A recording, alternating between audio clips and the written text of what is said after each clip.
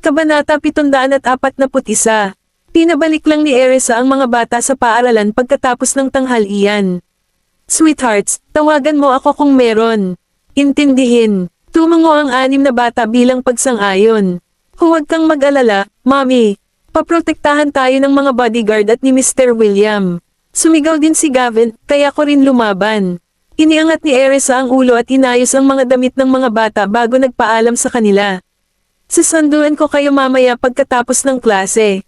Okay, Mommy. Nang malaman nilang muli nilang makikita si Erisa sa hapon, ang 6 na bata ay nasa buwan. Hindi na sila nakaramdam ng pahirap na magtiis pa ng ilang oras sa paaralan. Kumaway si Erisa sa kanila at naghintay hanggang mawala sila sa paningin niya bago siya bumalik sa kumpanya. Pagdating, pumunta siya sa itaas na palapag upang hanapin si Benjamin, na nagbabalak makipag-usap sa kanya tungkol sa mga bagay ng mga bata. Gayunpaman, walang tao sa paligid ng opisina. Sandaling natigilan si Erisa. Saan siya nagpunta? Wala din si Ethan. Sakto nang tumalikod siya at patungo sa kanyang opisina, nabangga niya si Benjamin, na nagkataong lumabas sa elevator. Bumalik ka na. Paikling tugon ni Benjamin na may bahid ng pagod. Sinulyapan siya ni Erisa bago nagwalas ng tingin kay Ethan na nakasunod sa likod. Nang makita iyon, agad na sumagot si Ethan, Miss York, hindi pa kumakain ng tanghalian si Mr. Graham. Noong una, gustong itanong ni Erisa kung ano ang naging abala nila, ngunit hindi nagtagal ay nagbago ang isip niya. Hindi ka pa naman siguro kumakain, di ba? Hayaan mo akong kunin ang cafeteria para maghanda ng isang bagay para sa inyo. Dahil doon, nagmamadali siyang umalis para maghanda ng tanghalian para sa kanila. Kahit na naantik si Ethan sa ginawa ni Erisa, kitang-kita niya ang nakatusok na titig ni Benjamin sa direksyon niya. Taksyang nagpa siya na bumalik sa kanyang opisina. Mr. Graham, kumain ka mamaya. Babalik muna ako sa trabaho. Bahagyang bamantong hininga si Benjamin. Pagbalik sa kanyang opisina, tinanggal ng lalaki ang kanyang coat at isinabat sa upuan bago naligo sa lounge. Sa cafeteria, kumuha si Erisa ng isang trabahador para maghanda ng 2 plato ng chicken Alfredo pasta. Kumuha rin siya ng merienda bago umakyat sa opisina ni Benjamin. Handa na ang tanghalian, Mr. Graham. Akmang pupunta siya at tatawagan si Ethan nang mapagtantong wala siya, narinig ang boses ni Benjamin. Saan ka pupunta? Pag-ikot ng ulo, nakita niya si Benjamin na mukhang refreshed at energized pagkatapos maligo. Pupunta ako at susunduan si Mr. Frank para kumain ng tanghalian. Hindi na kailangan. Nag-lunch na siya. Lumakad pasulong si Benjamin at sinulyapan siya nang makita niyang nanatili pa rin siya sa kanyang pwesto. Ayaw gumalaw. Halika dito. Hindi nag-alinlangan si Erisa sa lalaki at inisip na nag-lunch na nga si Ethan. Kaya, lumakad siya. Hinihiling ko sana sa mga manggagawa sa cafeteria na maghanda lang ng isang plato ng pasta kung alam kong nagtanghalian na siya. Napakunot ng noo si Benjamin nang makita ang pasta. Nang mapansin ni Erisa ang mapang asar nitong mukha, hindi niya napigil ang mapangiti. Gabi na. I'm afraid na hindi nakayanin ng sikmura mo sa oras na may iba pang paghahanda ang cafeteria, kaya umorder ako ng pasta na madali at mabilis gawin. Kumain ka muna ng pasta.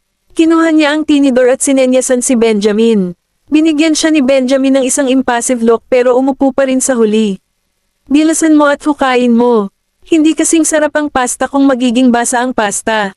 Kumain din kami ng pasta for lunch ngayon lang.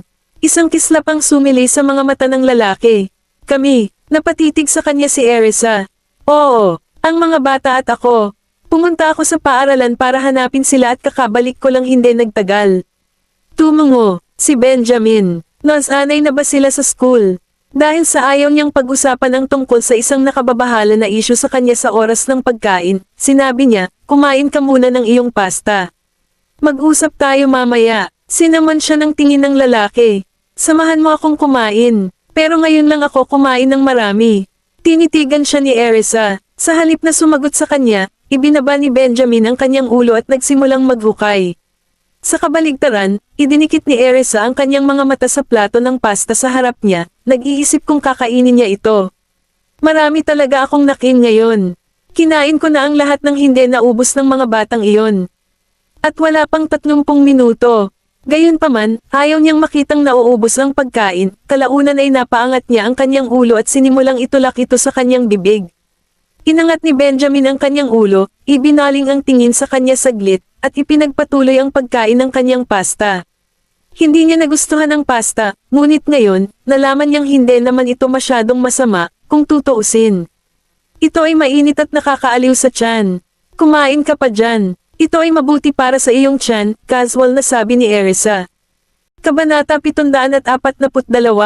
Ma'am Ham, mahinang sagot ni Benjamin at nagpatuloy sa pagsubo ng pasta. Sa kabuuan, masarap kumain ng pasta ang lalaki nang hindi gumagawa ng anumang slurping noises. Sa kabaligtaran, gustong-gusto ni Erisa ang pag-slur sa kanyang pasta dahil naniniwala siyang mas masarap ito sa ganoong paraan. Hindi maiwasang makaramdam siya ng kaunting hiya dahil sa sobrang ingay niya. Dahil hindi siya nagugutom noong una, kaunti lang ang kinakain niyang manok at halos walang pasta.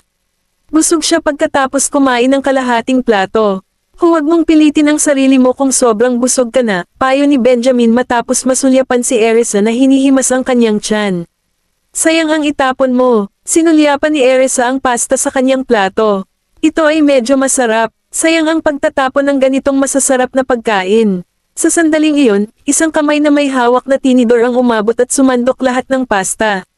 Naguguluhang tinitigan ni Erisa si Benjamin. Wala ba siyang pakialam na kinain ko na? Ang iyong mga mata ay malapit nang lumabas sa kanilang mga saksakan, sabi ni Benjamin nang hindi tumitingin sa kanya. Nahihiyang inilipat ni Erisa ang tingin sa kanya sa plato niyang pasta. Napagtanto niya na ilang strands na lang ng pasta ang natitira. Kinuha niya ang mga natirang strands ng pasta gamit ang kanyang tinidor at nilagyan ng sauce. Hindi napigilan ang sarili, sinulyapan pa niya ng ilang sulyap si Benjamin. Halos walang makalaban sa gwapong anyo ni Benjamin. Siya ay kasing ganda ng isang larawan kahit saang anggulo iyon. Sa katunayan, hindi angkop na ilarawan ang hitsura ng isang lalaki bilang maganda. Gayunpaman, ang isang terminong tulad ng gwapo ay hindi sapat upang ipahayag ang kanyang mga visual. Ang pagtawag sa kanya ng isang piraso ng sining ay hindi isang pagmamalabas. Are you satisfied after mo kung titigan ng ganyan? Biglang lumingon si Benjamin at matalim ang tingin kay Erisa. Awkwardly niyang inalis ang line of sight at iniba ang usapan. Ano ang pinagkakaabalahan mo? May mali sa isang proyekto. Nagulat si Erisa dahil akala niya ay walang sasabihin sa kanya si Benjamin. Siya talaga ang nagpapaliwanag sa akin. Naayos mo na ba ito?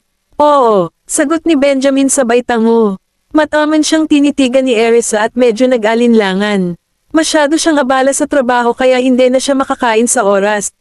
Mas mabuting hindi ko na lang sabihin sa kanya ang tungkol sa mga bata, baka mag-alala siya. Ano ang gusto mong sabihin sa akin? Ibinaba ni Benjamin ang plato, pinunasan ang bibig, at tamad na sumandal sa upuan. Ang kanyang nakaka-relax na hitsura ay ginawa ni Erisa na umiling sa dismissal.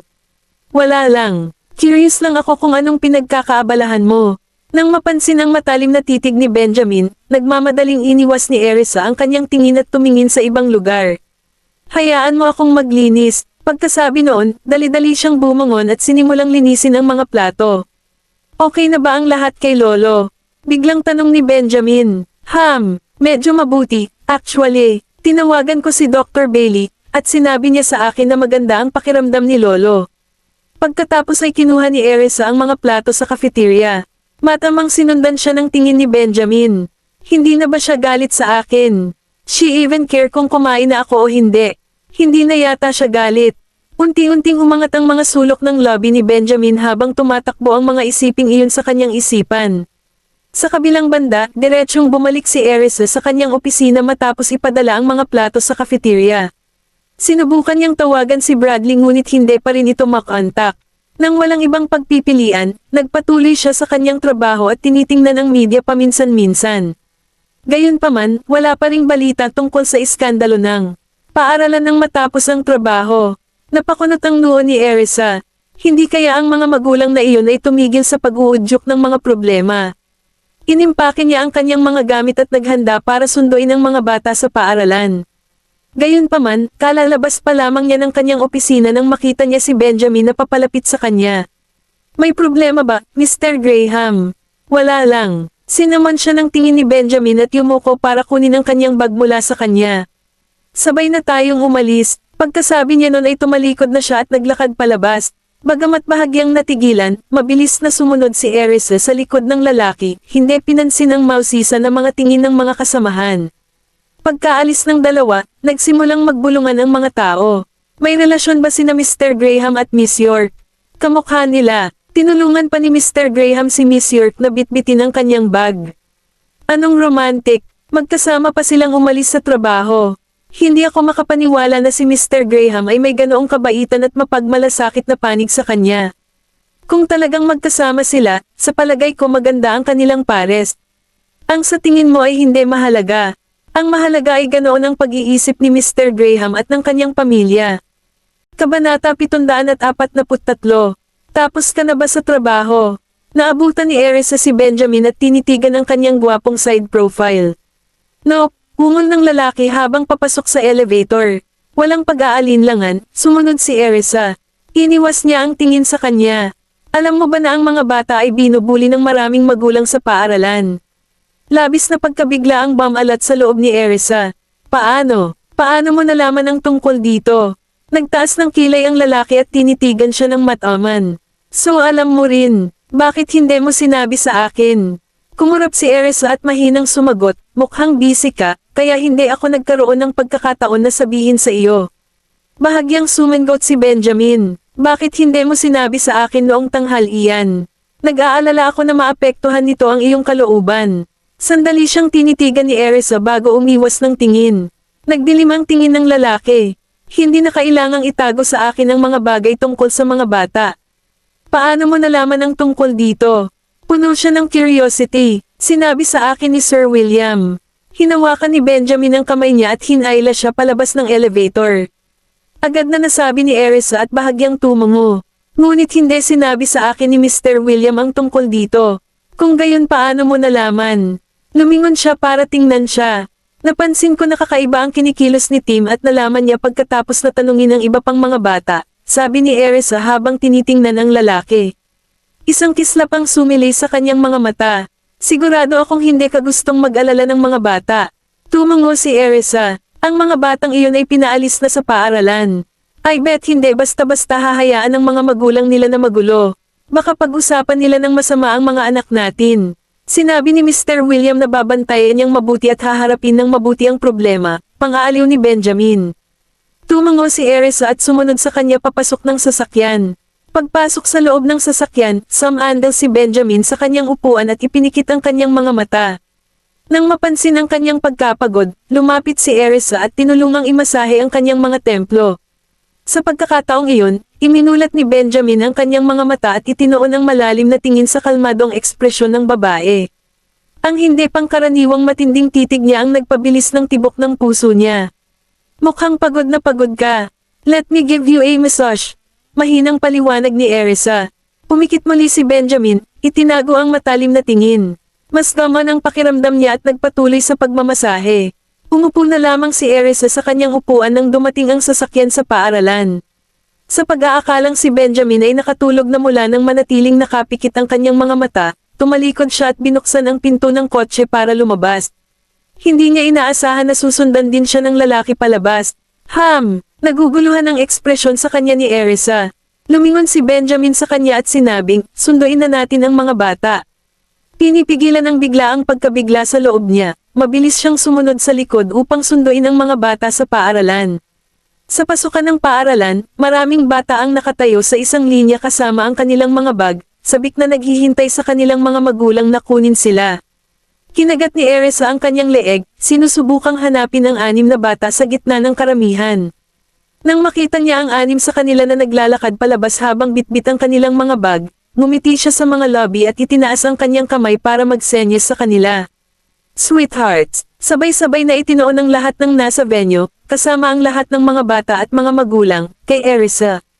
Si Benjamin, na nakasuot ng kanyang salaming pang-araw, ay iniunat ang kanyang kamay at binigyan siya ng isang bahagyang kisap mata sa noo. Bakit mo ako sinaktan? Pinandilatan siya ni Erisa, napasigaw sa sakit.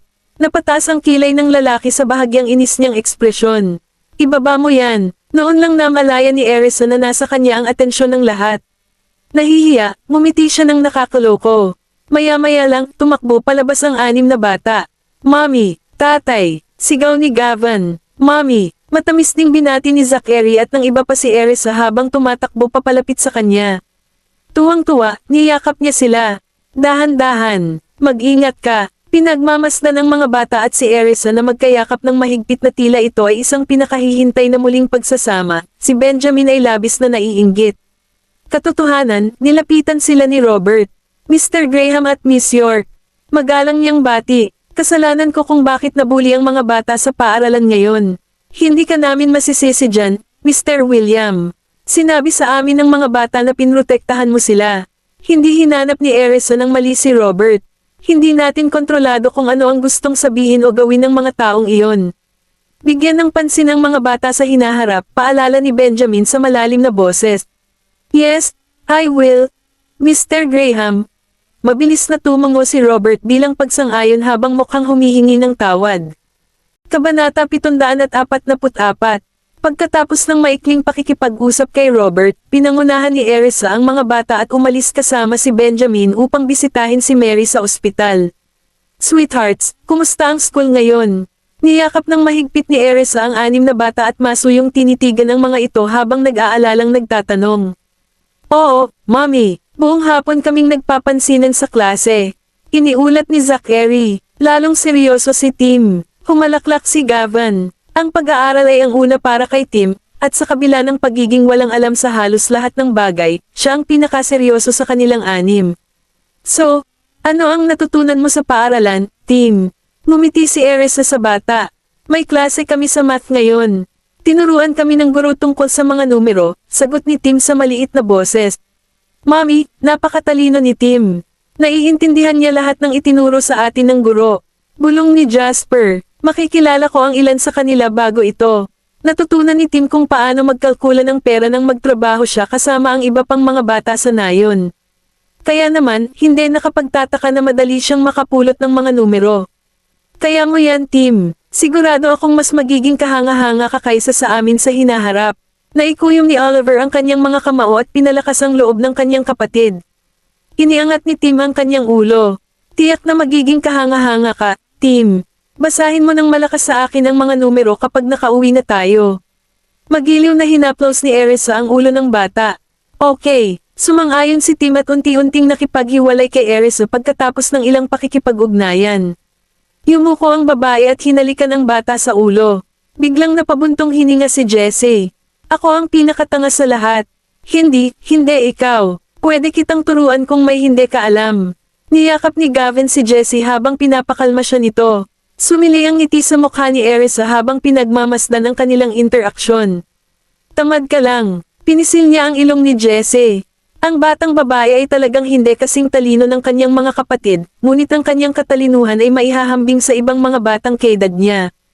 Palihim na sinubukan niyang kumain ng kung ano sa klase. Humadjejek si Zachary. Nagulat si Erisa sa narinig. Jessie, hindi mo dapat ginawa iyon. Ang iyong mga aksyon ay makakaapekto sa ibang mga bata sa klase. Hindi ko naman hinayaang makita ng ibang bata na ginagawa ko iyon, nagpakawala ng pilyong tawa si Mommy, Jessie. Kung gusto mong kumain ng isang bagay, maaari mo lamang gawin iyon kapag break. Hindi ka dapat kumain ng anumang merienda maliban sa tubig sa klase. Paalala ni Benjamin. Nang makita ang mahigpit na ekspresyon ng kanyang ama, bamhulong si Jessie, isang tinapay lang ang kinain ko. Ang tinapay ay hindi merienda. Habang si Benjamin ay nawala ng masabi dahil sa sagot ng dalaga, si Erisa naman ay tumatawa na. Talagang hindi merienda iyan. Ngunit ang pagkain sa panahon ng klase ay hindi tamang gawin. Kahit na hindi itinuro ng guro, hindi ibig sabihin na magagawa mo iyon. Kailangan mong baguhin ang ugali na iyon. Paliwanag niya kay Jessie. Sumulyap ang dalaga kay Erisa. Pagkatapos ay inilipat ang tingin kay Benjamin, na may suot na mataimtim na ekspresyon. Nang makita iyon, kinagat ni Jessie ang kanyang labi at tumango. Mommy, nakuha ko na. Magandang babae. Tinapik ni Erisa ang ulo ni Jessie. Mommy, binigyan din nila ako ng masarap na merienda. Napakapit ang dalaga sa braso ni Erisa habang ibinabahagi ang saya sa kanyang ina. Nakibahagi ka ba sa kanila noon? Malambing na tanong ni Erisa. Tumalbog ang buhok ni Jessie habang iniangat niya ang kanyang ulo, rendering her absolutely adorable. Yes. Sigaw ng dalaga. Ngumiti si Erisa at hinaplos ang malambot at maliit na mukha ni Jessie. Magandang trabaho. Tandaan, laging ibahagi ang iyong pagkain. So, may natitira ka pang pagkain. Tinitigan ni Jessie ang kanyang ina at nakasimangot. Wala na, Mommy. Natapos na namin ang lahat. May natitira pa tayong cookies ngayon lang, Mommy.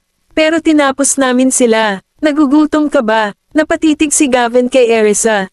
Kinagat niya ang kanyang mga labi. Well, sa totoo lang medyo nagugutom siya. Ayos lang ako. Pero Mommy, nagugutom na ako. Hinawakan ni Jasper ang kanyang tiyan. Magiliw na hinaplos ni Erisa ang kanyang ilong. Tignan natin kung may malapit na kiosk pagdating natin sa ospital. Kukuha ako ng buns para sa inyong lahat. Galing. Tuwang-tuwa ang mga bata. I wonder kung nami-miss tayo ni Lola. Dapat tayong bumili ng higit pa at ibahagi sa kanya. Oo naman. Malumanay na sagot ni Erisa. Kaya naman napasigaw ang 6 na bata sa tuwa. Noon napagtanto ni Erisa na tahimik lang si Benjamin. Nakadirekta ang kanyang tingin sa lalaki, nakita niya itong may hawak na tablet sa kanyang kamay, abala sa pagharap sa mga usapin sa trabaho. Sabay talikod sa mga bata at sinenyasan ang mga ito na ibaba ang boses. Kabanata 745. Lumingon ang 6 na maliliit kay Benjamin at nakita nilang abala ang kanilang ama. Inilabas nila ang kanilang mga dila ng bastos at tumahimik pagkatapos noon. Nang makita kung gaano kahusay ang pag-uugali ng mga bata, isang nasisiyahang ngiti ang lumitaw sa mukha ni Erisa nang ipasa niya sa kanila ang isang bote ng tubig upang maiinom sila ng tubig. Mommy, uminom ka rin. Napatingin si Gavin sa kanyang ina at sinabing. Tumango si Erisa. Kinuha ni Tim ang kanyang aklat at nagsimulang magbasa na may seryosong ekspresyon sa kanyang mukha. Hindi ka dapat nagbabasa sa kotse. Inayos ni Oliver ang salamin niya habang pinapaalala ang kapatid. Napansin din ito ni Erisa at mabilis na pinigilan si Tim sa paggawa nun. Itinago niya ang libro ng bata at sinabing, Sweetheart, huwag kang magbasa kapag umaandar ang sasakyan. Masakit sa mata mo, basahin mo pag-uwi natin. Okay, sagot ni Tim habang namumula ang mukha. Magiliw na kinurot ni Erisa ang pisngi ng bata habang nakangiting nakatingin sa kanila sina Zachary, Jasper, at Jessie. Sa natitirang bahagi ng paglalakbay, pinananatiling mahina ni Erisa at ng mga bata ang kanilang mga boses kapag nagsasalita sila. Bagamat nagtatrabaho si Benjamin ay nagpanteng ang kanyang tenga, nakikinig sa usapan na nangyayari sa loob ng sasakyan. Pagdating nila sa ospital, itinago ni Benjamin ang kanyang tablet at lumabas ng sasakyan bago binuhat ang mga bata palabas. Napatingin si Erisa sa lalaki at tinukso, akala ko hindi mo mapapansin na nakarating na tayo. Sinaman siya ng tingin ni Benjamin at sumagot, palagi akong nananatiling alerto sa aking paligid kahit na nakatutok ako sa aking trabaho. Nagulat si Erisa nang marinig sila ni Benjamin kahit napakahina nilang magsalita. Mamaling si Benjamin upang utusan ang kanyang bodyguard na bumili ng ilang buns bago pumasok sa ospital kasama ang kanyang pamilya. Mr. Graham, pasensya na naabala kita habang nagtatrabaho ka. Bahagyang ibinaling ni Benjamin ang kanyang ulo at sinabi sa babaeng mukhang walang patawad, mag-overtime ka sa akin ngayong gabi. Mag-overtime. Natigilan si Erisa saglit. Ano ang ibig niyang sabihin doon? Dinala sila ni Benjamin upang makita si Maria nang hindi sumasagot. Pagkatapos nito, hinanap niya si Sean para maintindihan ang sitwasyon habang si Erisa at ang mga bata ay nanatili kay Mary. Lola Lolo, nagsisiksikan ng 6 na maliliit sa higan at matamis na binati si Maria. May mabait na ekspresyon sa kanyang mukha, buong pagmamahal na tinapik ni Mary ang mga ulo ng mga bata. Tapos na ba ang school? Oo, lolo sa lola. Bumisita kami sa iyo pagkatapos ng klase. Masaya ka ba? Sagot ni Jasper. Siyempre masaya ako. Great Grandon, miss na miss ka namin noong nasa school kami. Namiss mo ba kami? Tanong ni Jessie. Oo, namiss ko kayo ng sobra. Great Grandon, gutom ka ba? Pumunta ang bodyguard ni Daddy para kumuha ng mga buns.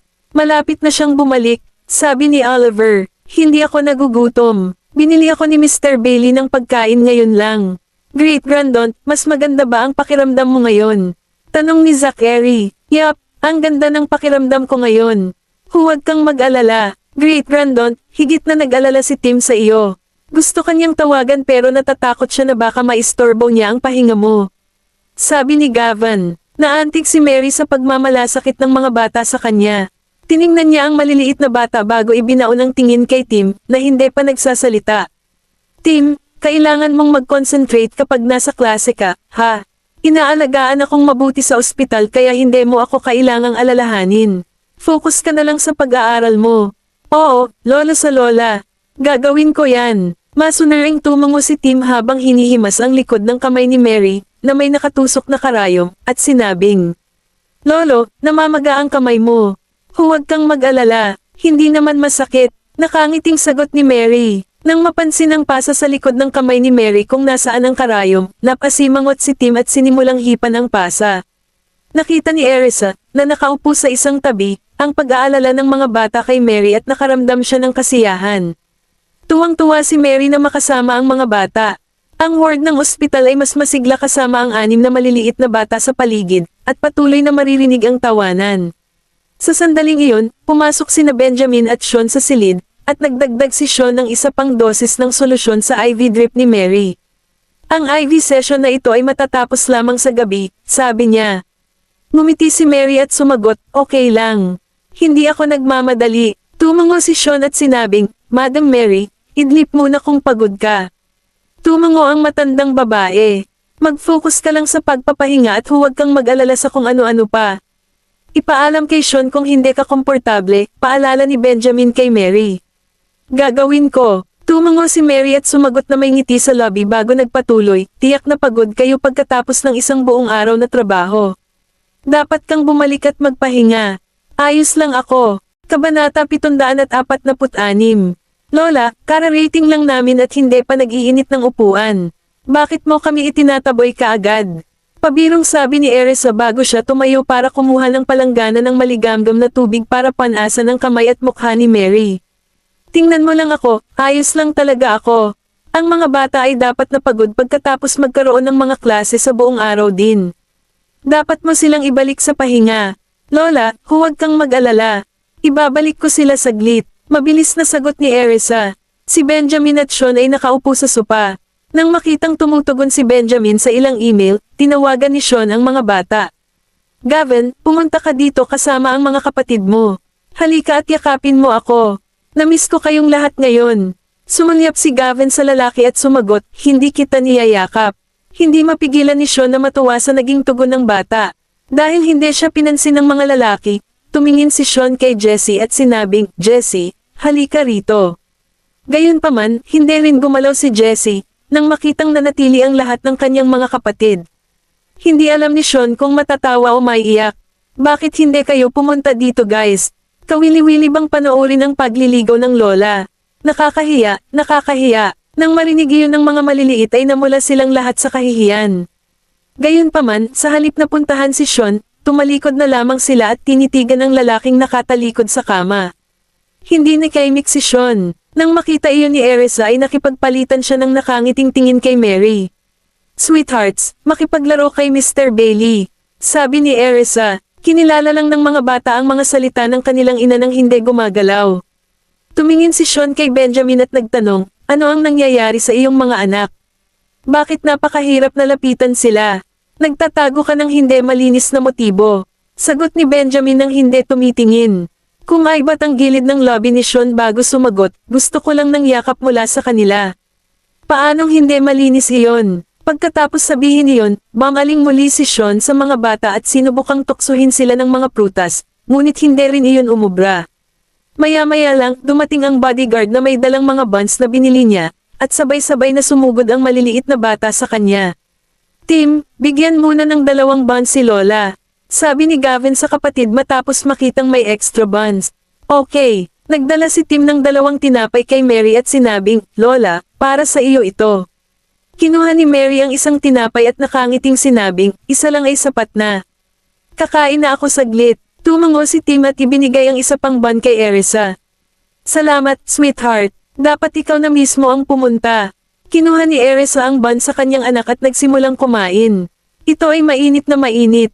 Sobrang sarap. Lola, kumain ka na. Napasimangot si Erisa habang sinasabi kay Mary. Tumango si Mary at kumagat bago sinabing, mas maganda ito kaysa sa mga ginawa ko. Pinakamasarap ang mga bun ng Lola. Tumingin si Tim kay Mary at sinabing. Nang marinig iyon ni Mary, tumawa siya ng tawa, paano mo malalaman na hindi mo pa natitikman ang tinapay na ito? Sigurado akong si Lola ang gumagawa ng pinakamagagandang tinapay. Sabi ni Tim habang inaalala ang lasa ng mga buns na iyon. Gagawin pa kita ng buns sa susunod. Magiliw na sabi ni Mary. Okay, noon lang, narinig ni Tim na tinawag siya ni Gavin, at mabilis siyang sumama sa kanyang mga kapatid habang sabay silang kumakain ng kanilang mga tinapay. Mabilis na natapos ni Erisa ang kanya at nagtanong, Lola, gumagawa ka ba ng sarili mong buns? Oo, gumagawa din ako ng Raviles. Nakangiting sagot ni Mary. Magsama-sama tayo kapag gumaling ka na. Mas gusto ni Erisa na tikman ang luto ni Mary. Oo naman. Tumango si Mary. Dinala ni Erisa ang palanggana sa banyo habang ang anim na maliliit ay kumakain ng kanilang mga buns kasama si Sean. Ang kapaligiran sa silid ay lubhang masigla. Ito ang pinakamagandang tinapay na natamo ko. Pabirong sabi ni Sean. Ang aking ina ay gumagawa ng mas mahusay na mga tinapay kaysa sa mga ito. Pagmamalaki ni Zachary. Ang aking lolo sa tuhod ay gumagawa din ng masarap na tinapay. Napatingin si Tim kay Sean at mahinang sinabi, mas maganda ang buns ni Mommy kaysa sa ginawa ni Mr. Whitley. Ipagawa natin si Mommy kapag libre na siya. Tumango si Gavin. Tumango naman sina Jasper at Oliver bilang pagsang-ayon. Ang lahat ng mga bun ay napakasarap. Sabi ni Jessie na may ngiti sa lobby. Hindi maiwasang matuwa ang 5 kapatid niya sa sinabi ng batang babae. Jessie, kahit anong makakain ay masarap para sa iyo, tama ba? Pang-aasar ni Sean. Sinulyapan ni Jessie ang lalaki bago ito tumungo at sumagot, well, this is really yummy. Tawa ng tawa si Sean nang marinig ang sagot ng dalaga. Mr. Graham, kumain ka rin. Nang mapansin na hindi pa kumakain si Benjamin, iniabot ni Tim ang isang tinapay sa kanyang ama. Kabanata 747. Hinimas-himas ni Benjamin ang ulo ng bata, natuwa sa alok nito. Maaari kang magkaroon nito, hindi ako kumakain ng buns. Sinulyapan ni Gavin si Benjamin bago bumaling kay Tim. Ayaw ni Daddy na kumain nito. Natigilan si Tim saglit, bakit hindi? Masarap ang mga buns. Nang mapansin ni Sean ang pagkalito sa kanyang mukha, tumawa si Sean. Picky eater ang daddy mo. Hindi siya marunong mag-appreciate ng masasarap na pagkain. Hindi napigilan ni Zachary, Oliver, Jasper, at Jessie na mapangiti. Lumapit si Erisa sa kanila at sinulyapan si Benjamin bago ibinaling ang atensyon sa mga bata. Kayong mga bata dapat kumain pa kayo. Ilang oras pa tayo bago maghapunan. Marami pa pong tinapay, Mommy. Samahan mo kami. Niyaya ng mga maliliit si Erisa. Sige, dahil kumakain pa si Mary, naglakad si Erisa papunta kay Benjamin at umupo sa tabi niya. Itinagilad ng lalaki ang kanyang ulo, tumingin sa kanya, at nagutos, here. Kainin mo ang akin. Lumingon si Erisa at binigyan siya ng isang side eye. Tapusin mo sarili mo. Kakainin ko ang akin. Nagsalubong ang kilay ni Benjamin. Kumuha siya ng tinapay at isinilid sa kamay niya. Ano pang hinihintay mo? Kainin mo. Natagpuan ni Sean na nakakatuwa ang kanilang pakikipag-ugnayan. Ang 6 na maliliit ay lahat ay nakatutok din kay Benjamin. Sinuri ng lalaki ang mga bata at nakita silang kumakain ng mga buns na parang mga chipmunk na dilat ang mata. Lamambat ang ekspresyon ng mukha niya. Mag-focus ka sa pag-enjoy sa iyong mga buns. Hindi sila magiging kasing sarap kapag nilalamig sila. Nagtawanan ng mga bata bago ibinaba ang kanilang mga ulo at ipinagpatuloy ang paglalasap ng mga tinapay. Matapos maubos ang tinapay sa kamay, inabot ni Erisa ang isa pa. Binigay sa kanya ni Benjamin ang kanyang tinapay. Kunin mo ito, iyan ang iyong tinapay. Kumain ka na. Medyo na si Erisa. Nagtaas ng kilay si Benjamin at ngumiti. Ibinibigay ko lang sa iyo dahil mukhang gutom ka. Agad namang namula si Erisa nang marinig ang mga katagang iyon. Hindi ako nagugutom. Bakit mo lalamunan ng tinapay kung hindi ka nagugutom? Tinitigan siya ni Benjamin mula sa gilid ng kanyang mga mata. Napaawang ang sulok ng bibig ni Erisa. Pinakain sa kanya ni Benjamin ang tinapay. Ayoko, kumain ka na. Inagaw ito ni Erisa sa lalaki at kinain. Si Edwin, na dumating upang maghatid ng pagkain, ay bumati sa lahat ng may paggalang. Hello, Mr. Graham, Mrs. Graham, Mr. Bailey. Hi, mga bata. Edwin. Tumayo si Erisa at kinuha sa kanya ang lalagyan ng pagkain. Pumunta ka at kumuha ka ng tinapay, Edwin. Salamat, Mrs. Graham. Nakangiting tugon ni Edwin at inilista ang mga sangkap sa lalagyan kay Erisa. Iniangat ng babae ang kanyang ulo bilang pagkilala bago dinala ang lalagyan sa higa ni Mary. Tumulong si Edwin sa pag-aayos ng hapagkainan bago pumunta sa mga bata. Pagkatapos ay kinuha ni Erisa ang pagkain sa lalagyan at sinimulang pakainin si Mary ng hapunan. Tinanong ni Benjamin si Edwin, handa na ba ang hapunan sa bahay? Inutusan ko na ang mga kasambahay na ihanda ang mga sangkap bago umalis. Magluluto ako ng hapunan pag-uwi ko. Paalam ni Edwin sa kanya. Tumango si Benjamin at sinulyapan ang 6 na bata. Maagang hapunan tayo mamayang gabi. Gutom na sila. Sige po, Mr. Graham. Titingnan ko ito ngayon din. Si Edwin, nakakaupo lang, ay tumayo, nagpaalam kay Mary at Erisa, at umuwi upang maghanda ng hapunan. Kumuha ng tinapay si Jessie at ipinasa kay Edwin. Narito ang isang tinapay para sa iyo, Mr. Whitley. Nagdulot iyon ng ngiti sa mukha ni Edwin. Hinaplos niya ang ulo ng batang babae at sinabing, "Salamat, M. Jessie." Napalunok si Edwin sa sinabi niya at halos kagat-kagat ang dila nang mapansin niyang nakatayo sa tabi niya si Benjamin. Tumawa si Sean at nagtanong, "Gusto mo bang umuwi kasama si Mr. Whitley?" Umiling si Jessie at tumakbo papunta sa mga kapatid niya. "Uuwi tayo kasama si Mommy mamaya." Tiningnan ni Edwin ang 6 na bata sa huling pagkakataon bago umalis. Pinaikit ni Benjamin ang kanyang mga mata. Bakit siya nagdalawang isip nang tawagin niya ang pangalan ni Jessie? "Halika dito, Jessie." Tinawag niya ang dalaga. Itinaas ni Jessie ang kanyang ulo at binigyan ng masamang tingin si Benjamin. "Oo, Mr. Graham. Paano kita matutulungan?" Si Zachary naman, naglagay ng bantay at tumingin sa lalaki. Ganon din sina Oliver at Jasper. Napansin ba ni Daddy na may mali? Kabanata 748. Nagsimulang magpanik si Gavin, pero at the same time, medyo nasasabik siyang makita ang susunod na mangyayari. Ang paraan ng pagtawag ni Benjamin kay Jessie ay pumukaw din sa pagkamausisan ni Tim. "Halika rito." Sumenya si Benjamin kay Jessie. Napakurap-kurap ang batang babae at nag-react tulad ng gagawin ni Erisa kapag nababalisa ang huli. Isang kislap ang sumili sa mga mata ni Benjamin. Napalingon siya kay Erisa at nakita niya ang babaeng matiig ang nagpapakain kay Mary habang may suot na malambing na ekspresyon. Napakaganda ng side profile nito kaya hindi niya maalis ang tingin sa kanya. Kamukhang kamukha niya si Jessie. Kahit na ang 5 lalaki ay hindi gaanong kamukha ni Erisa gaya ni Jessie. Baka sa mukha ni Benjamin ang pagtataka. Humadjadjak ang 6 na maliliit nang makita kung paano niya tinitigan si Erisa nang hindi kumukurap. Pati si Sean ay hindi na napigilan ang tawa. Nais niyang kunan ng larawan si Benjamin habang ang huli ay nakatitig kay Erisa, ngunit hindi siya naglakas loob na gawin iyon. Si Oliver ang naglabas ng kanyang telepono mula sa kanyang bulsa at maingat na kinuhanan ng larawan ng lalaki. Isang kaina-hinalang tingin ang lumipas sa mga mata ni Benjamin nang tumingin siya. Halos mabitawan ng batang lalaki ang kanyang telepono sa gulat. Nagtaas ng kilay si Benjamin at tinanong si Oliver, "Nagkuha ka ba ng litrato gamit ang iyong telepono?" "Ano ang kinuha mo?" Pinatatag ni Oliver ang sarili at sumagot, "Ikaw." Tumawa si Sean at ginulo ang buhok ng bata.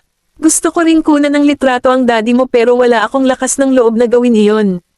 Lumingon si Oliver, tumingin kay Sean, at nagtanong, "Magagalit ba siya sa akin?" Kinurot ni Sean ang pisngi niya. "Sigurado akong hindi siya magagalit sa iyo." Nakahinga ng maluwag si Oliver. Napasulyap din sina Zachary at Jasper kay Benjamin.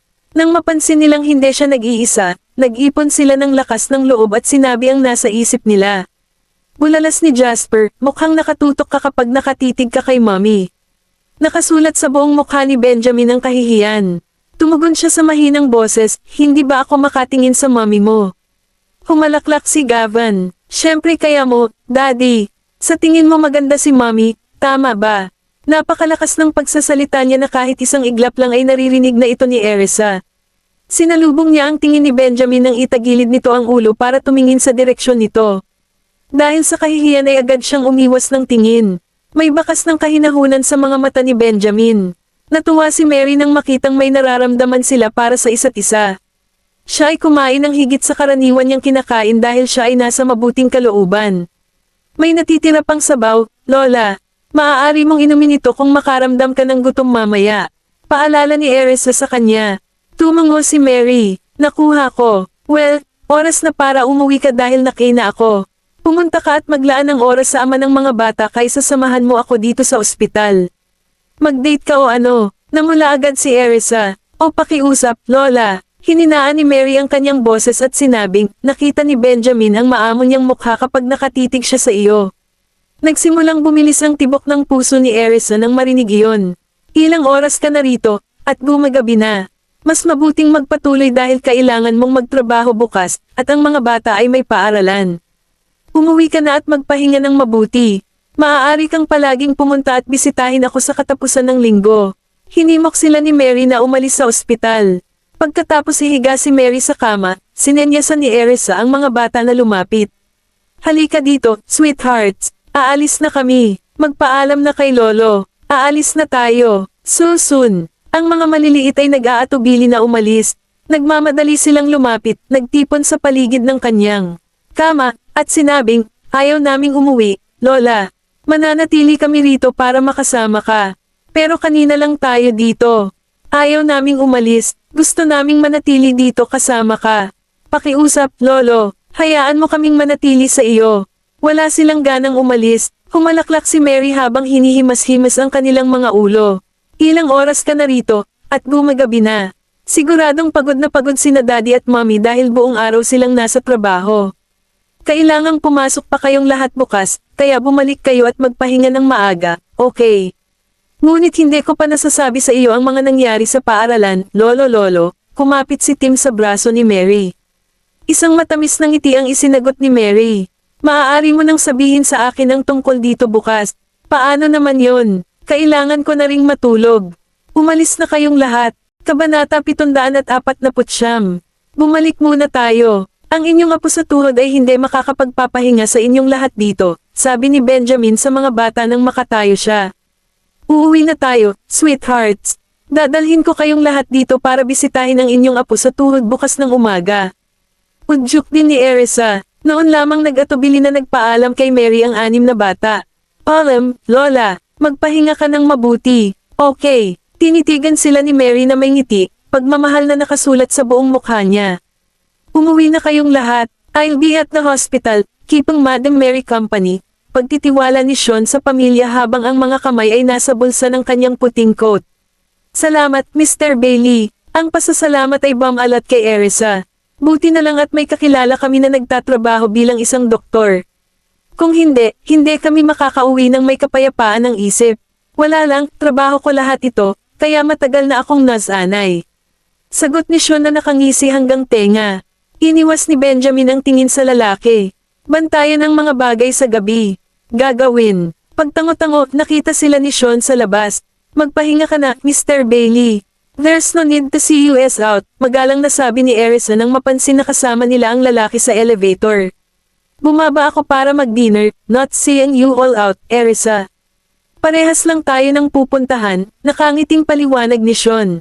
Sabay bumalat sa kahihiyan kay Erisa. Samantala, sinaman ng tingin ni Benjamin si Sean. Nakangiting umiwas ng tingin si Sean. Talagang masama ang loob niya para sa kanya na hindi niya matitiis na makita siyang nagdurusa ng kaunting pagkabalisa. Sinulyapan ni Erisa ang dalawang lalaki bago siya umiwas ng tingin, ibinaba ang ulo para tingnan ang mga bata. Hinaplos niya ang kanilang mga ulo. Lahat ng 6 na bata ay isa-isang inangat ang kanilang mga ulo at tinitigan siya, kaibig-ibig na hindi masasabi. Naglalambing si Erisa sa kanila. May sasabihin ka ba, Mommy? Tanong ni Jasper. Hindi. Nakangiting sagot ni Erisa. Bakit mo hinaplos ang ulo ko? Humajajek, tinitigan siya ni Oliver. Ang cute ng mga syota ko, kaya gustong-gusto kong haplasan ang ulo ninyo. Pang-aasar ni Erisa sa malumanay na boses. Sa sandaling iyon, lahat ng 6 na bata ay humajajek. Nabighani rin si Sean sa mga kaibig-ibig na ekspresyon ng mga bata. Yumuko siya at hinaplos ang maliliit nilang mukha. Paano kung manatili ngayong gabi para makasama ko ang iyong apo sa tuhod, mga sweethearts? Pinandilatan siya ng mga bata, talagang gustong manatili. Mr. Bailey, sa wakas ay nahikayat ko na silang umuwi pagkatapos ng maraming pagsisikap, kaya't mangyaring huwag guluhin ang mga bagay-bagay. Natuwa si Erisa, humalaklak si Sean. Hindi papayag si Benjamin kahit na gusto kong itago sila dito. Ngumuso, sinenyasan ni Benjamin ang 6 na bata, pasok na kayo sa sasakyan, mga bata. Oras na para umuwi, sinilip siya ni Gavin. Nakapout, tinawag niya ang kanyang mga kapatid, Tim, Zachary, Oliver, Jasper, Jessie, sumakay na tayo sa kotse. Okay, bilisan mo, Mommy. Nagtakbuhan ang mga bata palabas. Sabay tingin pa sa balikat nila at binilisan si Erisa. Babalik kami, Mr. Bailey. See you. Magkaroon ng isang ligtas na biyahe pa uwi, Erisa. Kumaway si Sean sa kanya. Kasunod nito, mabilis na hinabol ni Arisa ang mga bata. Pinahaba rin ni Benjamin ang kanyang hakbang upang makasabay sa kanila, natatakot na siya ay maiwan. Todong ngiti si Sean habang pinagmamasdan sila. Napakaharmonya ng tanawin. Si Benjamin ay nagiging katulad nating mga ordinaryong tao. Hinintay niyang makaalis ang sasakyan nila bago pumunta sa cafeteria para kumain. Bakit ang aga natin uuwi, Mommy? Hindi man lang kami nagkaroon ng sapat na oras para makipaglaro kay Lolo. Nilabas ni Jessie ang ibabang lobby, ang mga mata ay nakatutok kay Tim. Gusto talaga ni Tim na makasama si Lola. Inudyukan tayo ng iyong apo sa tuhod na umuwi dahil gusto niyang magpahinga. Pupunta tayo at bibisitahin ulit siya bukas. Pagsuyo ni Erisa, talaga bang pupunta tayo bukas ng umaga, Miss York? Naalala ni Tim na diretso silang pumasok sa paaralan ng umagang iyon nang hindi binibisita si Mary. Kaya naman, nag-aalala siyang baka ganoon din ang mangyayari bukas. Hinaplos ang ulo, malumanay na sagot ni Erisa, Yup, nangako na ako sa iyong apo sa tuhod, kahit na. Pero kailangan nating gumising ng maaga bukas. Kung hindi, wala tayong oras para gawin iyon. Kabanata 750. Okay, siguradong maaga akong gigising bukas. Team time na tumango si Tim. Kaya nga, kailangan na nating umuwi ng maaga. Sa oras na matapos tayong kumain ng hapunan at maligo, gabi na. Ipinaliwanag ni Erisa ang mga bagay-bagay sa mga bata. Tumingin sa kanya si Zachary at nangako, wala naman tayong magiging problema sa paggising ng maaga bukas, Mommy. Kung natutulog pa kami paggising mo, pwede mo kaming tawagan. Oo naman. Tumango si Erisa bilang pagsang-ayon. Samantala, pinagmamasdan siya ni Benjamin at ang mga bata. Hindi na kailangang gumising ng masyadong maaga. Ipaghanda lang si Edwin ng almusal habang kayo ay natutulog ng kaunti para magkaroon ng sapat na pahinga. Kung hindi, baka tumatango kayong mga bata sa klase, at baka pagod kayo sa trabaho. Dahil ang pananalitang iyon ay nagpapahiwatig sa kanila, sina Jasper at Jessie ang kanilang mga ulo. Tinapunan ng tingin ni Erisa si Benjamin. Nakita mo na ba akong nakatulog sa trabaho, Mr. Graham? Binigyan siya ni Benjamin ng makahulog ang tingin. Hindi, ngunit ang iyong kahusayan ay hindi pantay-pantay. Dahil doon ay hindi na nakaimik si Erisa. Paano kaya iyon? Hindi ba't inilagay ko ang dokumento sa iyong mesa? Ikaw ba? Inangat ni Benjamin ang kanyang mga mata at sinulyapan siya. Ang tingin sa kanyang mga mata ay tila hindi nagkukunwari. Natigilan si Erisa. Ito ay hindi tama. Ipinadala ko na talaga sa kanya ang dokumento. Baka hindi mo nakita. Tinitigan siya ng masama ni Benjamin. Oo, hindi ko nakita. Dahil wala doon ang iyong dokumento. Natarante si Erisa nang marinig ang sagot niya. Upang patunayan na nagsasabi siya ng totoo, nahak niya ang surveillance footage ng kumpanya. Pagputol ng isang segment ng video, iniharap niya ito sa lalaki. Ano ito? Surveillance footage. Naihatid ko na ito sa iyong opisina, at ito ang dokumento. Nang makaupo sa tabi niya, nag-zoom in si Erisa sa surveillance footage at ipinakita ito sa kanya. Tingnan mo muli ang dokumentong ito. Hindi mo ba talaga nakita? Habang inaamoy ni Benjamin ang mabainggong aroma na umaagos mula sa kanya, umungol ang kanyang Adam's apple. Dumausdas ang tingin nito sa mukha niya bago bumagsak sa surveillance footage sa screen ng phone niya. Tinaas niya ang isang kilay. Masyadong maraming mga dokumento ng parehong kulay. Paano ko malalaman kung alin ito? Lumingon si Erisa, saka ko lang namalayan na magkadikit na pala silang dalawa. Sa katunayan, 1 sentimetro na lang sila mula sa paghalik sa isa't isa. Dali-dali siyang umupo ng tuwid, namumula hanggang sa dulo ng kanyang tenga. Natapos mo na bang suriin ang lahat ng iyong mga dokumento, kung gayon? Oo, ipinikit ni Benjamin ang nakakapasong tingin sa kanyang namumula na mukha, ang pagnanasa ay tumataas sa loob niya. Nakatingin sa kanila ang 6 na bata. Nang masilayan nila ang pagiging mahiyain ni Erisa ay lalong nanlaki ang mga mata nila. Nahihiya si Mommy, bulalas ng isa sa kanila. Mabilis na sumulyap sa kanila si Erisa na parang nahihiya bago nag-iwas ng tingin. Medyo naiinitin lang ako. Lahat ng 6 na bata ay agad na humajijek. Nang mapansin nilang mas lalong namula ang mukha nito, lumakas ang tawa nila. Mommy, nakita ko nahahalikan mo si Mr. Graham ngayon lang. Pang-aasar ni Oliver. Naramdaman ni Erisa ang pag-init ng mukha nito at naningkit sa kanya. Nagkamali ka, hindi ko siya hinalikan. Iyon ang dahilan kung bakit sinabi ko na gagawin mo ito.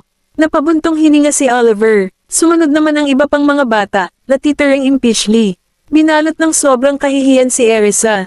May saya sa kanyang mga mata, hinaplos ni Benjamin ang kanyang ulo. Ganito ba ang init ng pakiramdam mo? Nang marinig ang panunokso sa kanyang boses, iniangat ni Erisa ang kanyang ulo at pinandilatan siya. Pagkatapos, tumingin ulit siya ng diretso sa harapan. Oo, bawasan ang temperatura ng air conditioner sa kotse, utos ni Benjamin. Agad namang ginawa ng driver ang utos. Isang bagzo ng malamig na hangin ang sumalubong sa kanya. Lalong gaman ang pakiramdam ni Erisa, dahil pinawi nito ang labis na init sa kanyang mukha. Nakasandal sa upuan, tinawagan niya si Ethan. Hindi lang siya naniniwala na hindi niya naihatid ang dokumento sa opisina ni Benjamin. Kaya naman, gusto niyang tiyakin kung nagsisinungaling ang lalaki sa kanya. Nasa opisina ka pa ba ngayon, Mr. Frank? Lumingon si Benjamin sa kanya, naningkit ang mga mata nito. Magaling, may oras ka bang pumunta sa opisina ni Mr. Graham at tingnan kung nasa desk niya ngayon ang dokumento ko? Humingi ng tulong si Erisa kay Ethan para puntahan ito at tingnan ito para sa kanya. Natutuwa akong marinig iyon. Ililibre kita minsan. Erisa wasbimang malawak habang nagpasalamat sa lalaki. Nagsalubong ang mga kilay ni Benjamin, at nagdilim ang kanyang ekspresyon. Tinatrito ba niya ang bawat Tom, Dick, at Harry sa isang pagkain?